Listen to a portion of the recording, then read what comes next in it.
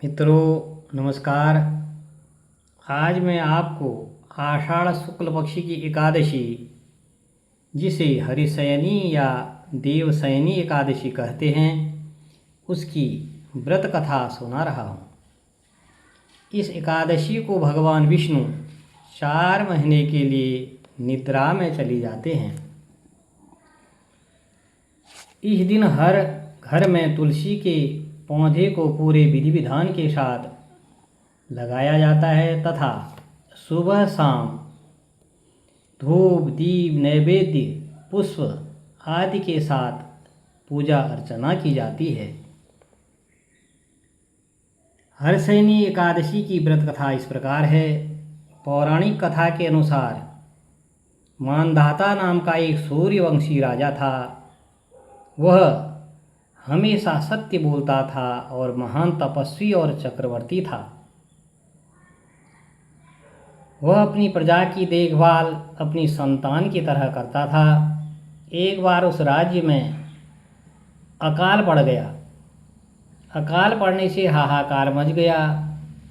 राजा को प्रजा की चिंता सताने लगी। लोग राजा से अपने कष्ट कहने लगे, बताने लगे कि महाराज बहुत कष्ट हो गया है, हाहाकार मच गया है चारों तरफ।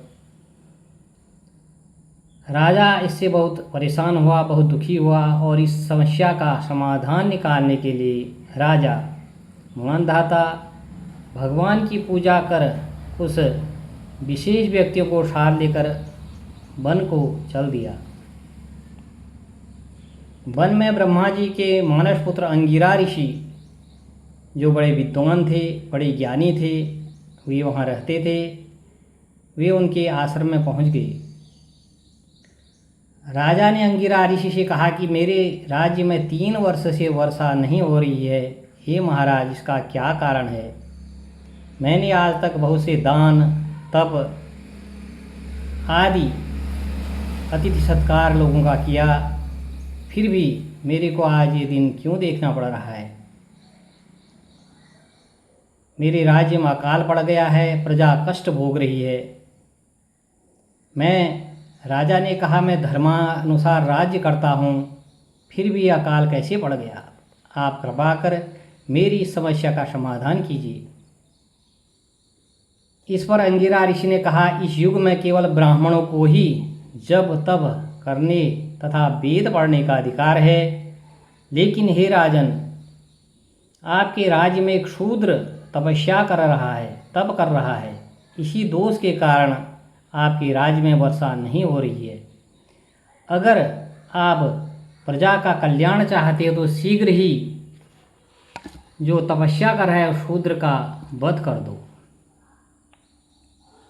राजा मानधाता ने कहा, किसी निर्दोष मनुष्य की हत्या करना मेरे नियमों के विरुद्ध है। हे महाराज, मैं ऐसा कार्य नहीं कर सकता।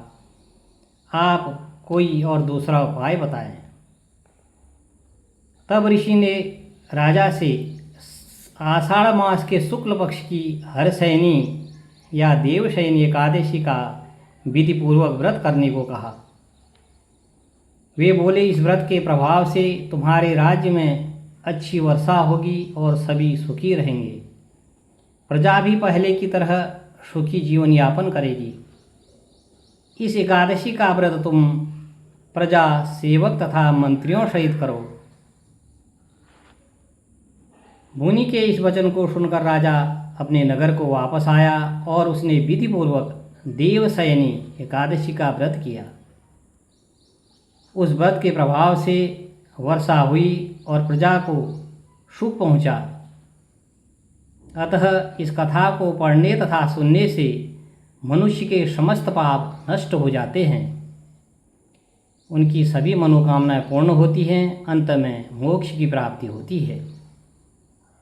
कृपया चैनल को लाइक तथा सब्सक्राइब करें। जय श्री हरि।